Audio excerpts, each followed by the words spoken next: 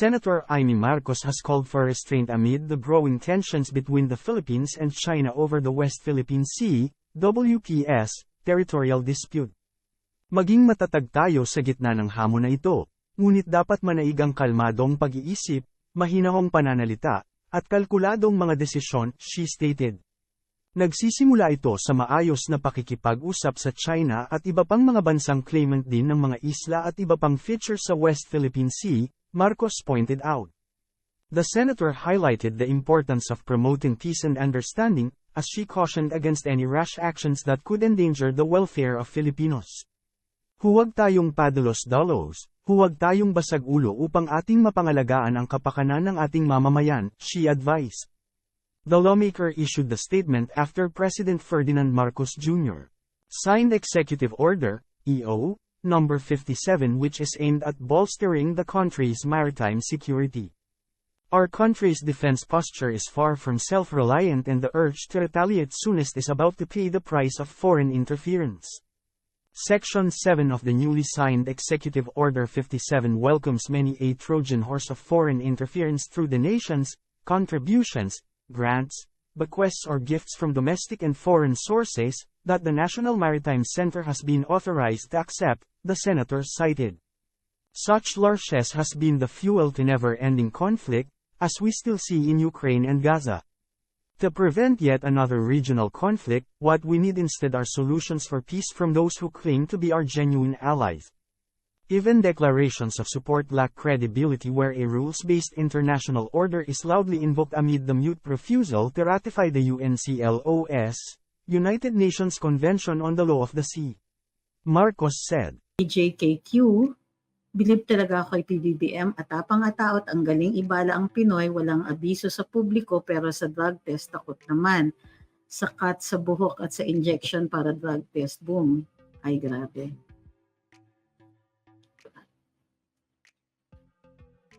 Sabi ni Ma'am Lori, baka naman po kahit tall armies, ayaw na rin sa kanila, pera-pera lang talaga.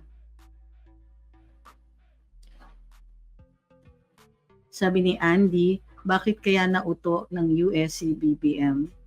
Wala pa tayong data on the puro speculation pa so far, and I don't really want to indulge in speculation. Gayon pa man, you can take a look at his background and his history and find out kung ano doon would have compelled him or would have made him predisposed dito sa mga kano. Sabi ni Roger, productive yung additional bases. Talaga. Paano naging productive yung naging attraction tayo?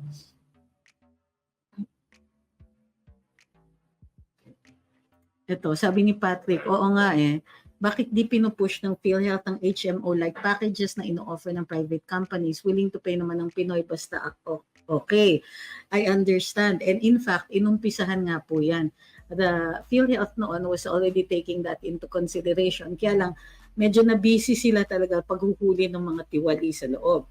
Well, ngayon, ang chairman is Doc Ted Herbosa. Let's see kung magawa nila in this administration. Although wala pa po akong nakikitang mga plano for that.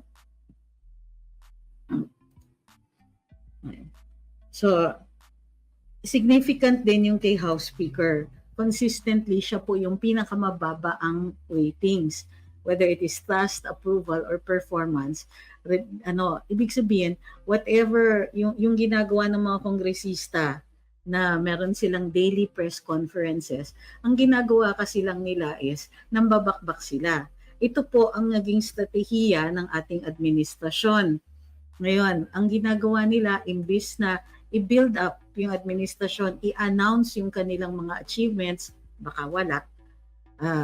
Ang ginagawa lang nila is binabakbakan nila yung mga influencers, yung mga gumagawa, yung mga nagsasalita, nagpapahayag, and so on. It also becomes increasingly clear base dito sa ating sa trust and approval ratings that it is all about the basics. It is all about what they can do for the people. Syempre dahil nag-overpromise at nag-underachieve, makikita natin na hindi naman kagulat-gulat na bumababa ang kanilang mga ratings. Bukod pa dito, it might also indicate how profoundly influential the former president is. Kasi, yun nga he has placed himself squarely in as a critic of the administration.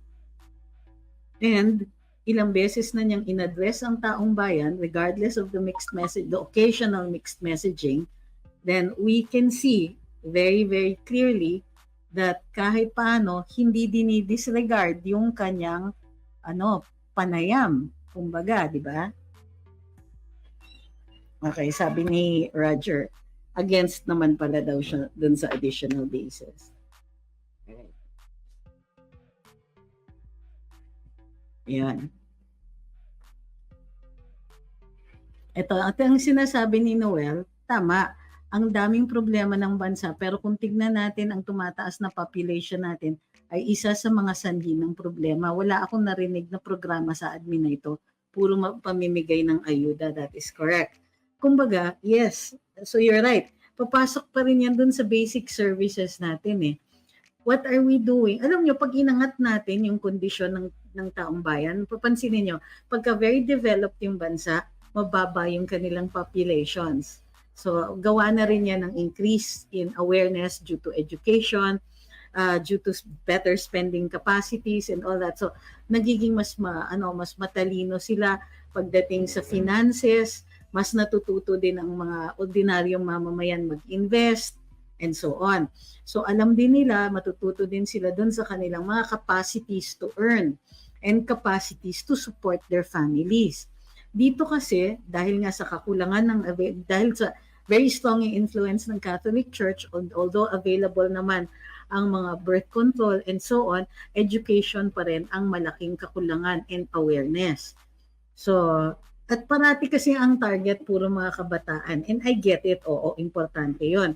Pero yung mga married couples din that don't want more children, kailangan bigyan din sila ng access to birth control. And you are so correct dyan, ma'am.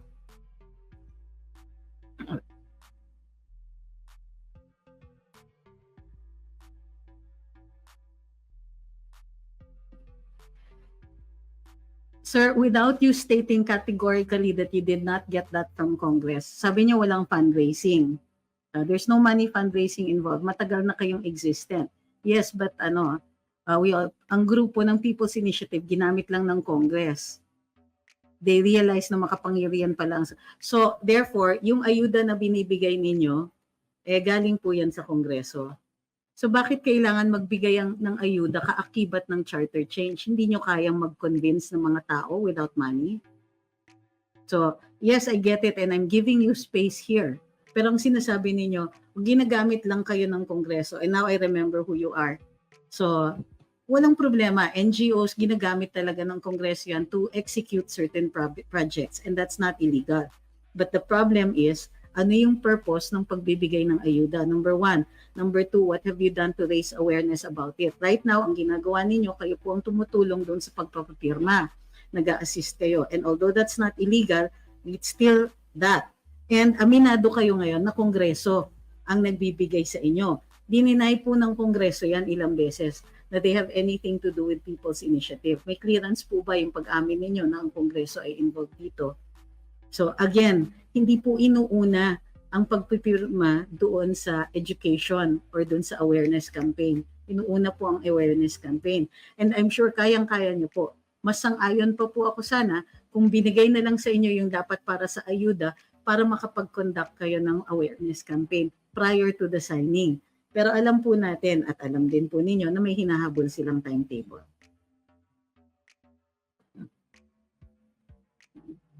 Sabi ni Korean lettering, ayuda equals short-term solution or band-aid solution.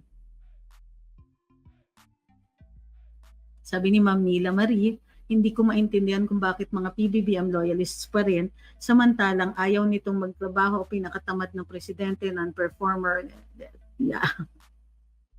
MPs, oligarchs, drug addicts, inilalagay niyo sa peligro ang bayan. Well, mahirap talaga magbago ng isip ang ibang tao. I think, pero given the surveys, I think may mga nagbago naman po ng isip. Sabi ni Ma'am Melissa, nagtitengang kawali ang administrasyong ito sa tunay na panawagan ng taong bayan. Sabi ni Judah, malay namin bayad yan, tahimik lang kami. BBM. Ano yan? Malay naming bayad yan, tahimik lang kami, BBM. What do you mean? Sabi ni Ma'am Joan, this is why BBM changed his stance in 2012. A U.S. Court of Appeals for the Ninth Circuit handed down a contempt judgment against Marcos Jr. is violating an injunction that barred them from... Ulang po. Sabi ni Patrick, alam ko na, kaya ayaw magbago kasi baka... Ay, grabe kayo. Okay? So ayan, i-recap po natin. Ang maliwanag dito is that the poor performance of the administration is resulting in the lowered ratings. Okay, taking into consideration the possibility that this may not exactly be a fair survey. Okay na? Okay na?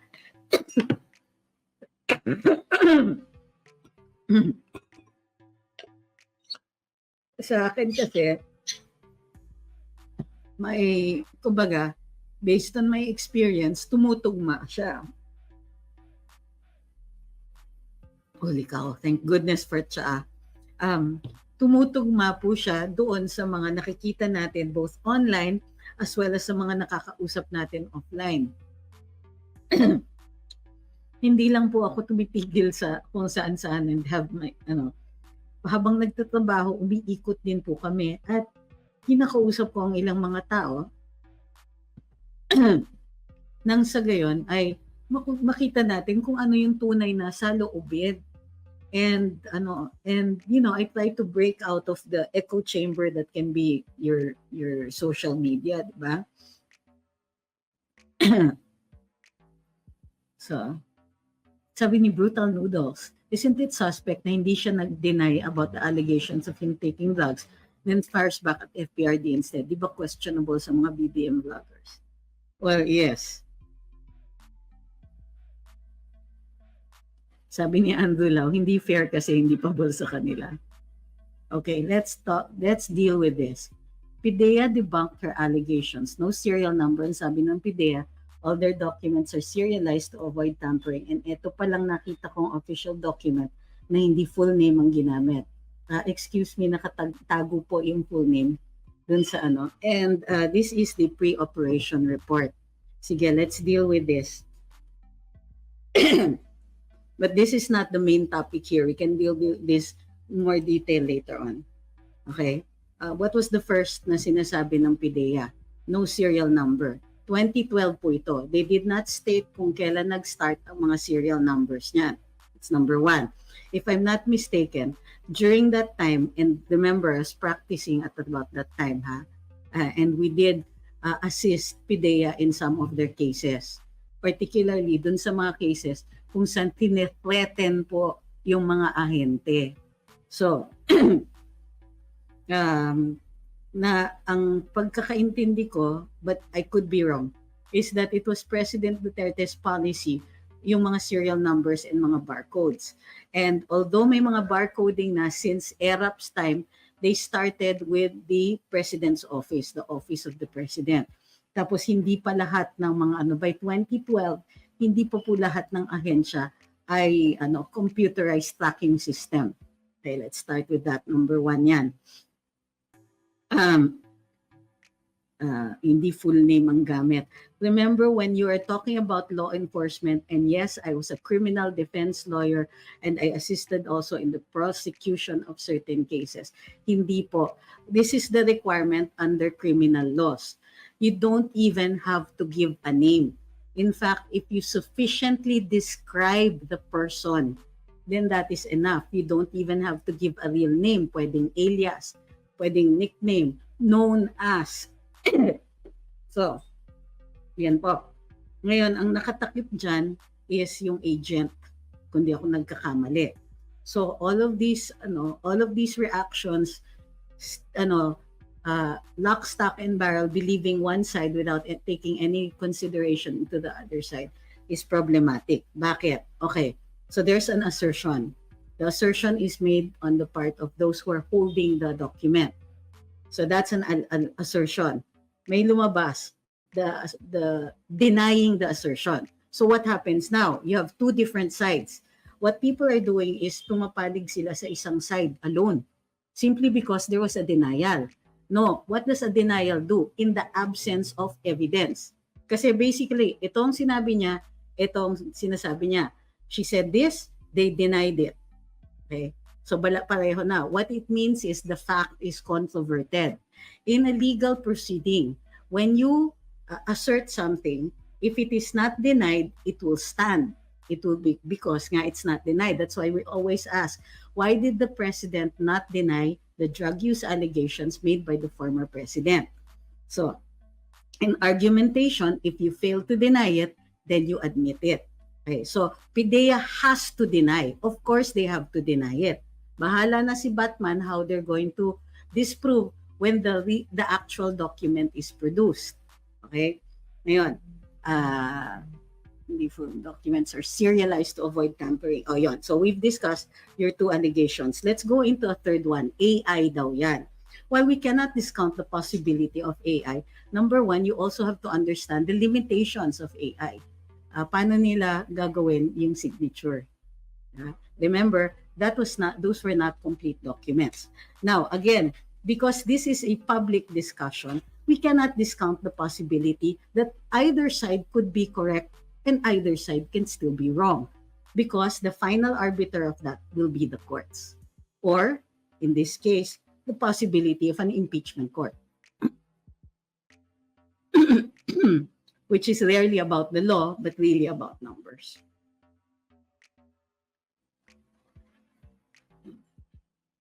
Sabi ni Brutal, nabasa ko na po. Sabi ni Nanay Lita, ginger lemon katapat yan. Yes ma'am, after this. Right now, I am drinking yung immunity na yung tsaa na that helps boost immunity. So, madaling sabi may vitamin C siya. Lagundi daw for the cough. Ay, opo ma'am, we're taking that. Sabi ni Nanay Lita, kung nababasa lang sana ni BBM lahat ng comments natin talaga, sasabihin ko sa kanya, lubayan na niya ang gera effect at tumino siya. I'm sure you have the superiority of age, madam. Sabi ni Ma'am ni RG, gandang tanghali, sobrang init, 2 digits ang binaba ng rating ni PBBM. Sign na yan na walang tiwala sa kanyang mga tao, mag-resign ka na lang para lumamig naman pakiramdam namin. Ayun ba yun? Sorry sir, ngayon ko lang na-gets. Sabi ni Nanay Lita, kung anak ko yan si BBM, talagang mapapalo ko siya. Huwag naman po, baka ma-child abuse. Sabi ni Sir Omar, kahit anong gawing pagdodoktor ng PIDEA sa docu, medyo nabisto na sila.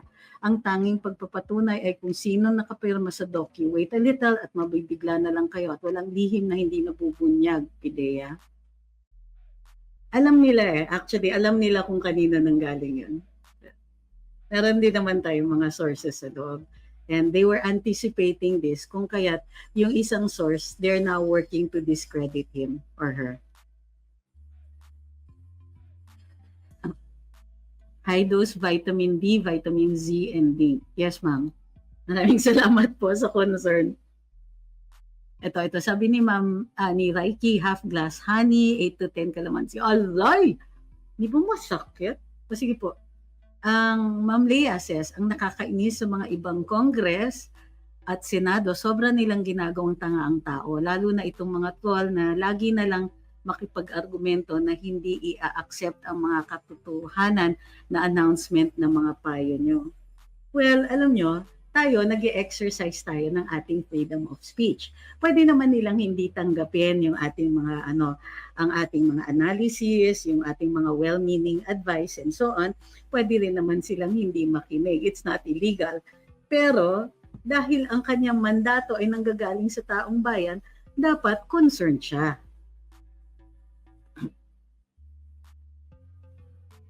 Sabi ni Ma'am Christine, hindi po ba ang expose ni Maharlika, hindi natuloy ang operation kasi may cabinet member ni Pinoy na nag-intercede. So why would a draft be filed and have a serial number? Good point, ma'am. Good point. Kung sa akin, systemic eh. Kung, are you sure may sistema na nun? And did they do the back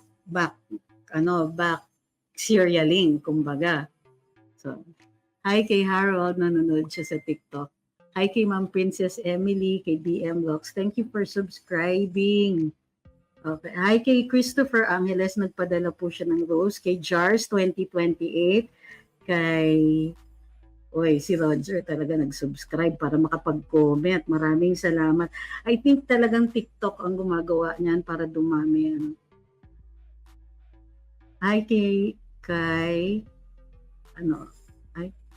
sorry. Ang dami kong na hindi nabasa.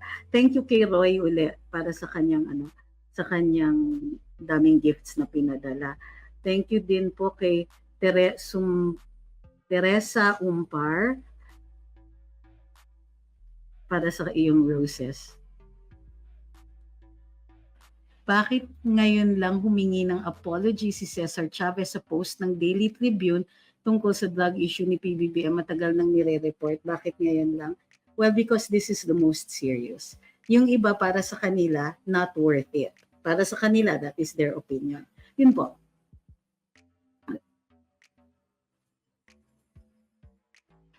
Sabi ni Zavros, lahat na lang ba ng kapalpakan ng gobyerno ito agad-agad na pagtatakpan? What do you mean?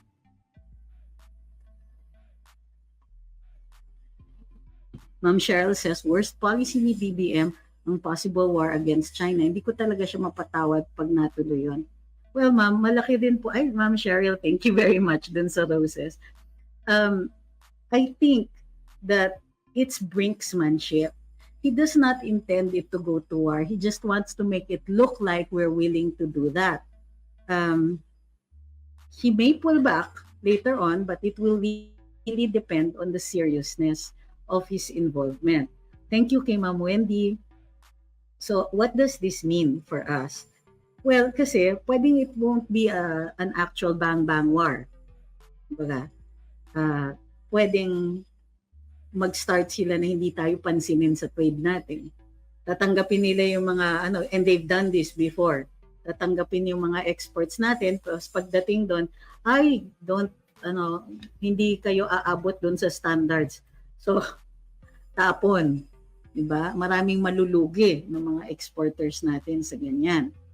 So, sabi ni Andy Tejones, sana naman ang AFP, PNP, iprotektahan ang mga mamamayang Pilipino, hindi ang namumuno sa bansa na ipapahamak ang bansa sa giyera sa maling desisyon na mag-isa. Well, ako, kumakapit pa rin ako na nag-iisip naman ang ating armed forces, nag-iisip din naman ang ating mga PNP. And while they are subservient, kasi syempre commander-in-chief ang ating Pangulo at kailangan obedient sila dahil matatanggal sila sa trabaho if they're not. Pero tinitignan ko rin yung oppression sa kanila na nararamdaman naman nila. Syempre dahil although PNP at AFP sila, nararamdaman din po nila yung mahal ng bilihin.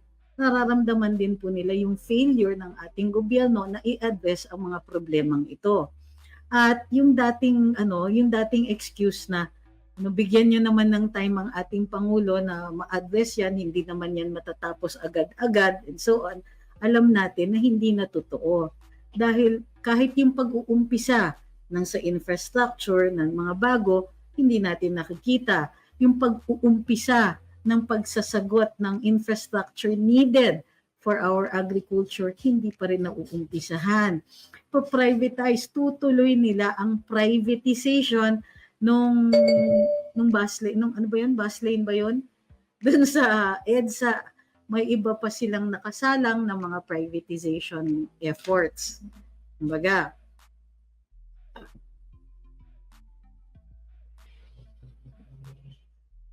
Sabi ni RG, love na love ko talaga to si Attorney Tix, bukod na mabait, matalino, pero paminsan-minsan sutil, ha.